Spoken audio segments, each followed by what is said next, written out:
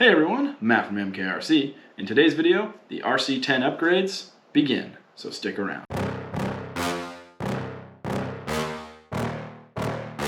The plan is to upgrade to a better, newer brushed motor. In the current setup, with the 20-year-old brushed motor, I was able to get 20 miles an hour on a 3S battery. And I think with just a modern brushed motor, we might be able to get a lot more out of it. With the wheel removed, I have much better access to the two 2.5mm fasteners that hold the motor in. Also, when I rewired this ESC, I went ahead and installed these bullet connectors, which means I can quickly uninstall and reinstall different motors and components. Slight change of plans. The diameter of this part of the motor is larger on my crawler brushed motor, and therefore it doesn't fit into this motor mount.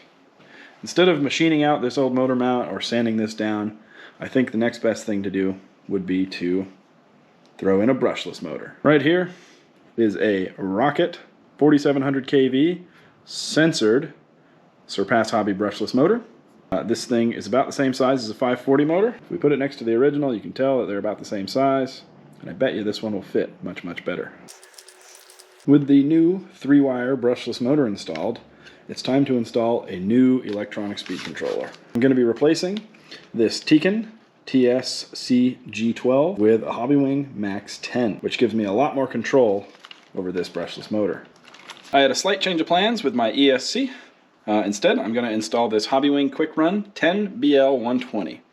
It's better suited for the needs of this little truck, and the Max 10 has gone into another vehicle. So let's get this installed. These modern, newfangled, fancy ESCs are pretty darn easy to install. You just drop them into place like so. Now that the ESC is installed and all wired up, it's time to get this thing out to the track and see how it does.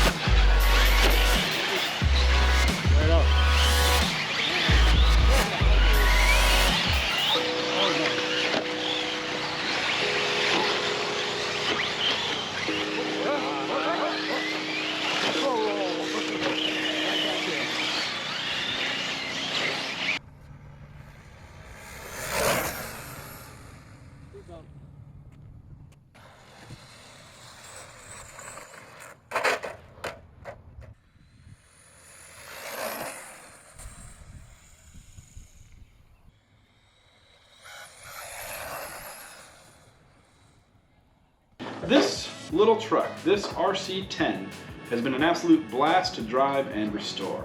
I've enjoyed playing with it with its brushed electronics, and now that it's brushless, it's even more fun. One thing that it's definitely lacking is four-wheel drive. Back in the day, everybody ran two-wheel drive against two-wheel drive cars. It wasn't an issue. But nowadays, every single car out on the track is four-wheel drive, so I think that's what's in store for me next. Overall, this car taught me a lot about racing and tuning. I got to adjust shocks and rebuild them, tune my gearing by going up and down in pinion size to get either more torque or more top speed. I got to really dial in my steering, make sure that it's running straight and true, as well as camber and caster. All the skills that I've learned while working on this truck can be transferred onto my next vehicles. For now, this truck is going to go up on the shelf. It's going to be a nice museum piece in my garage, in my office, where I can just look at it and remember the good old days, the beginning of racing. What's next for me, you might ask? Well, we've been having a really good time going to the track, and I think it's about time that I purchase a four-wheel drive track car. I haven't quite decided on what I'm going to buy yet, but when I do, you'll surely see it here. Once again, this has been Matt from MKRC. If you enjoyed this video, don't forget to like, comment, subscribe, and share, and thanks for watching.